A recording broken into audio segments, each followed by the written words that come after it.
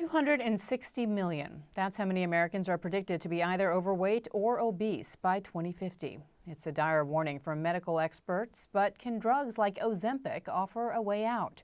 Or does a lack of regulation mean they could cause more harm than good?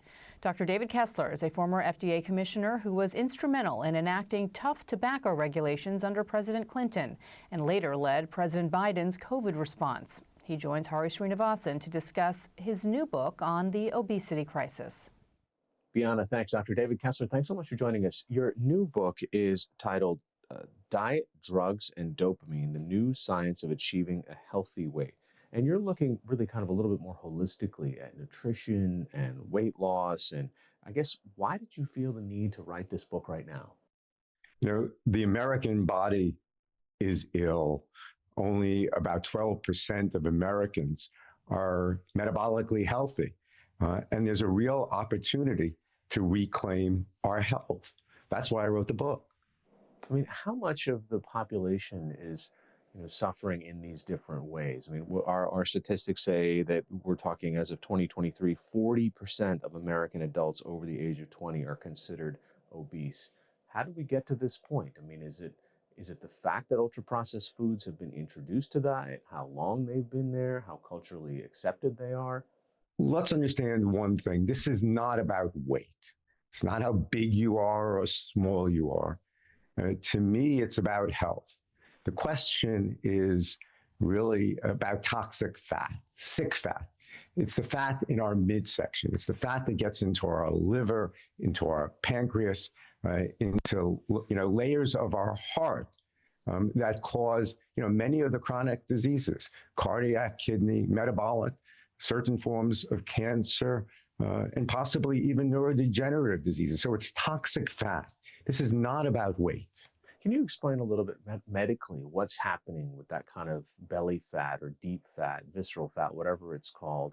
What is it actually doing? How is it kind of actively working against my health, more than just the fact that, oh, I have a few pounds now overall spread out from my body? What's the danger of it being right here in my midsection? This midsection fat, as you just referred to it, this toxic fat, it's different than some of the fat that's under our skin and our arms and in our legs. This fat, these fat cells have a hard time because of the just amount of calories we're taking in, holding on to all the lipids, to all the fat. So they leak these molecules. They leak certain pro-inflammatory molecules, and those molecules in that fat, are getting into our vital organs.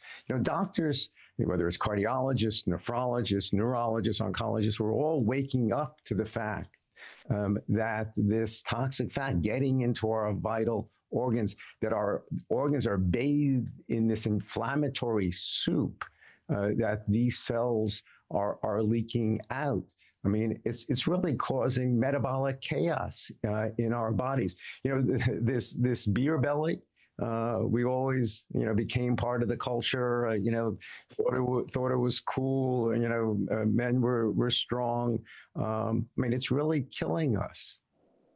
If you look at this as an addictive set of substances that are causing the worst of this midsection and toxic fat, should we be looking at this as something that's able to change our brain chemistry? I think we could all relate to the experience. Food is very powerful. Whether it's neurochemistry or the neurocircuits, I think we need to rethink how we talk about addiction. Addiction was always something, that was the weak, the downtrodden. In fact, these addictive circuits are part of all of us. Thousands of years ago, our brains evolved to deal with an environment of scarcity. The brains that could focus our attention, on finding this energy-dense food in an environment of scarcity, I mean, that was great for survival. It's not that our brains today are not working well or something's broken about them. They're working only too well because we've changed this food environment to put these energy dense foods. I mean, through 24/7, we're exposed to it. There are certain elements of addiction. There's something called cue-induced wanting. What's a cue? It could be the time of day. It could be I passed a certain store. It could be a smell. I wasn't even thinking about it, but my brain unconsciously gets cued. And based on past learning and past memory, that cue stimulates this wanting. And all of a sudden I have thoughts, maybe I should go into that store. Maybe I should have that food.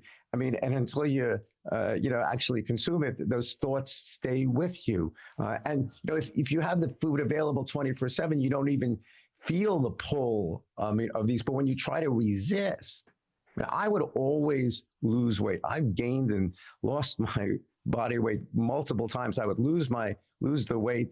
I was done, I thought, and I would always gain it back. I mean, one of the things about addiction, I mean, is there's relapse. And when you're dealing with food, I mean, it's really about that regaining food. Yes, there's metabolic adaptation, but these reward circuits, I mean, they're just part of all of us.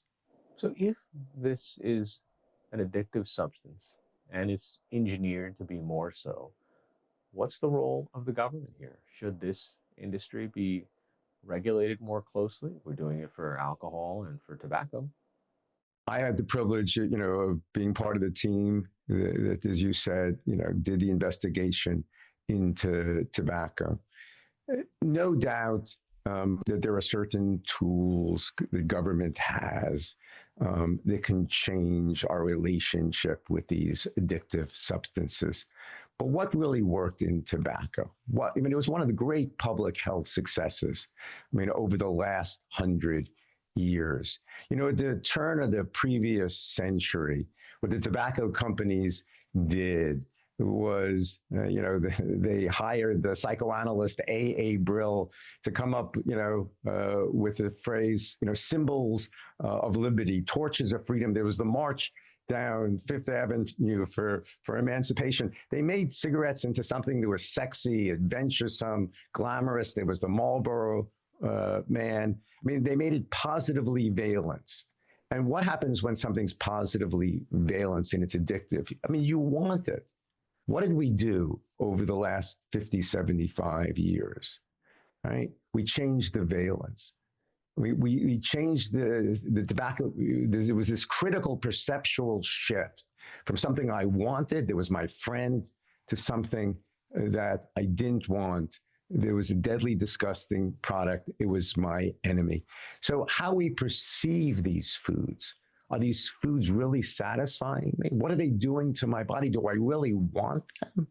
I mean, I think, yes, there's government tools that you can use, but we really have to change how we see these foods. Let's turn our conversation a little bit to GLP-1 drugs. And you write really in a fantastic kind of personal voice about your personal journey with these drugs. How do the sort of semaglutides, the tirzepatides, how do they work? And what has been your experience with them? What they do is, the scientific term is, they delay gastric emptying.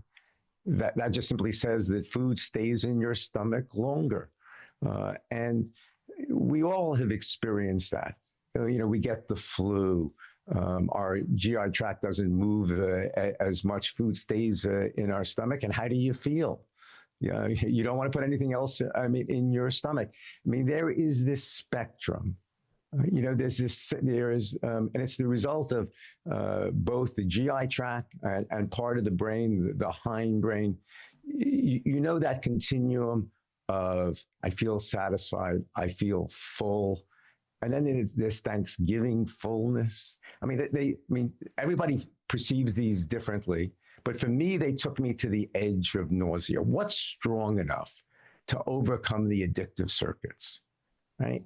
There are another set of circuits in the body called the aversive circuits The circuits that, when we feel ill. In fact, when the first early, precursors of these drugs were given to laboratory animals, the animals didn't move.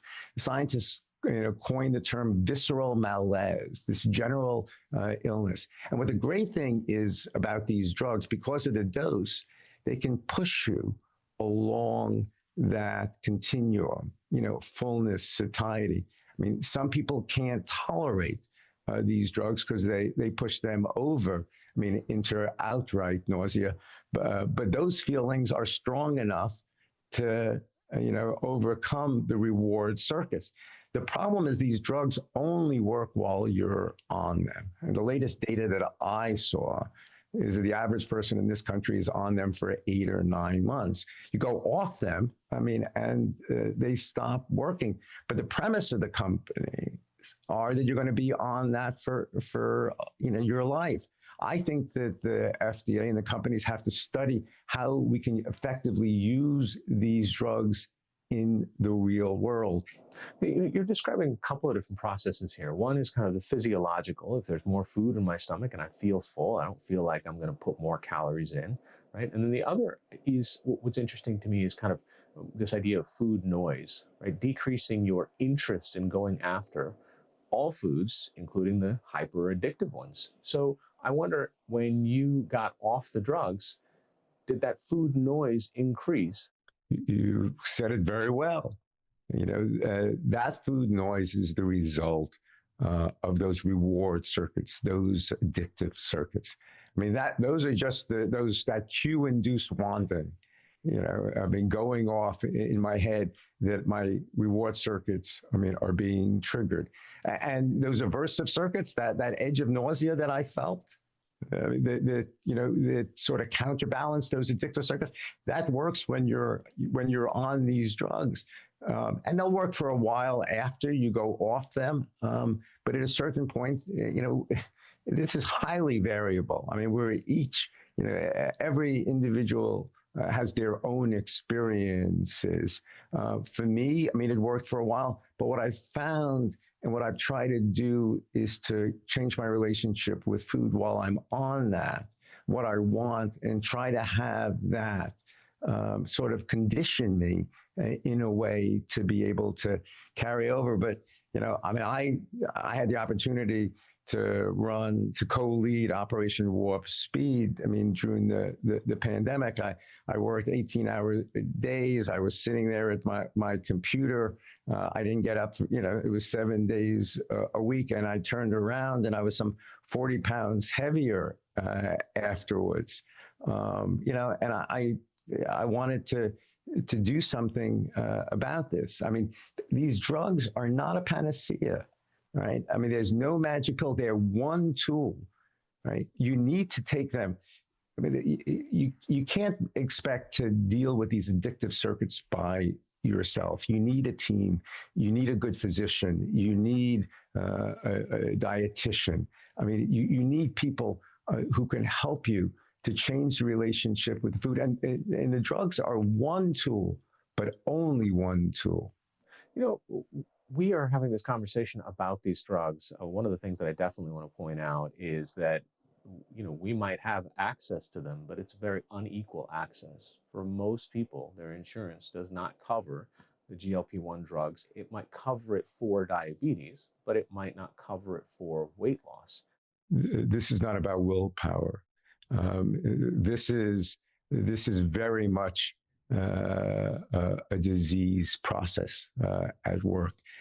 And it's causing enormous trillions of dollars of health bills these insurance companies are paying. I think one of the first things the administration has to do is to agree under Medicare to cover these drugs. Not to do that is a form of discrimination against people who struggle with obesity. We need to provide access to these drugs. I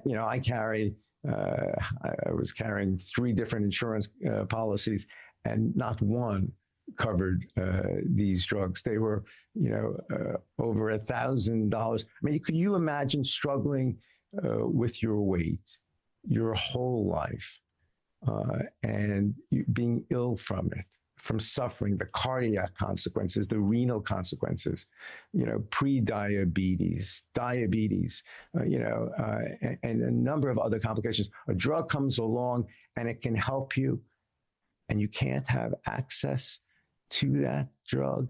So, I mean, it just shows you how broken the American health system is. The companies, what do? They price these drugs, exorbitantly.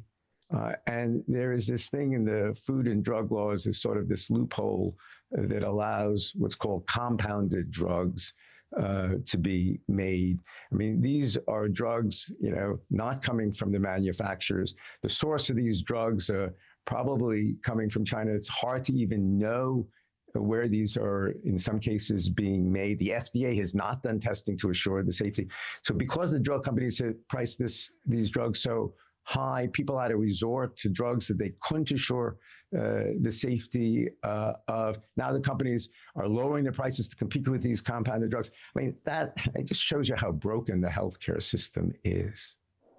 So is there something where we can collectively figure out how to increase access to this category of drugs while at the same time, I don't know, equipping people, preparing people for a way for them to say, okay, we understand that the manufacturer says you need to be on this drug for the rest of your life, but our goal is not to have you on this drug for the rest of your life.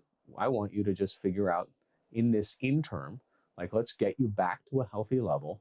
And hopefully between now and that point, we can change your relationship with food. You've just said it wonderfully. I mean, that's the goal, but it's a journey. There is no end game right now.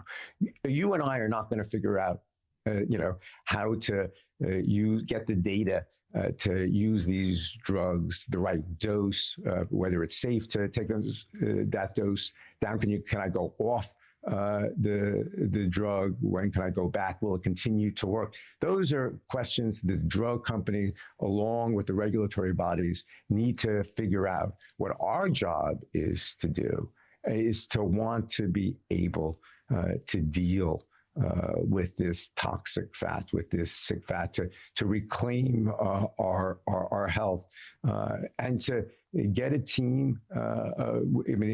Again, access is a very key issue. You can't deal with an addictive substance alone.